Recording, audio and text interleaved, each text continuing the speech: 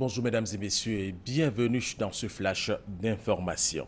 Le Premier ministre Daniel Cablon-Duncan est à Genève en Suisse pour l'ouverture des travaux de la conférence stratégique de l'Union postale prévue ce lundi et demain mardi. La conférence stratégique est l'un des deux événements majeurs de l'Union postale universelle qui se tient à l'intervalle de 4 ans et a pour objectif d'évaluer la mise en œuvre du plan stratégique de développement du secteur postal arrêté lors du congrès précédent et de dégager des perspectives nouvelles. Cette conférence reste placée sous la présidence de la Côte d'Ivoire. Un atelier dont le thème est l'effort mondial des enseignants a eu lieu à Grand-Bassam. Cette rencontre vise à améliorer sous tous ses aspects la qualité du système éducatif. Patricia Omouetia. Groupe de travail, échanges, discussions autour du thème « L'effort mondial des enseignants pour une meilleure éducation ». Les syndicats d'enseignants ont également discuté de la question. Selon eux, une éducation de qualité est celle qui s'adapte le mieux aux besoins présents et futurs des apprenants. Les enfants ne sont pas motivés, les parents ne prennent plus leurs responsabilités et donc nous avons d'énormes problèmes. La réforme pédagogique nous fatigue. Souvent, nous ne sommes pas associés à ces réformes-là. Le changement de pédagogie, c'était la PPO. Nous sommes passés à la FPC. Maintenant, c'est la formation par compétence. La réforme et tout ça, nous ne sommes pas associés. Et quand on n'est pas associé, c'est normal qu'il y ait des difficultés.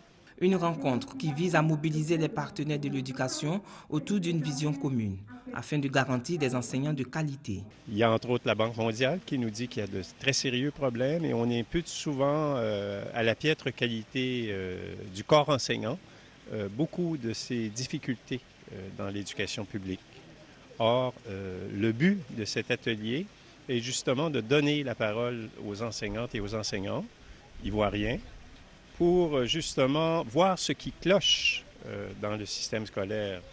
Les travaux menés par les participants de cet atelier ont pour but de promouvoir une éducation de qualité ainsi qu'une implication indispensable des enseignants dans l'élaboration des politiques nationales et internationales en matière d'éducation. Le mouvement des forces d'avenir MFA a tenu dimanche ici à Abidjan un congrès extraordinaire. Ce congrès a vu l'élection d'un nouveau président. Il s'agit de Moutayesh Anzoumana.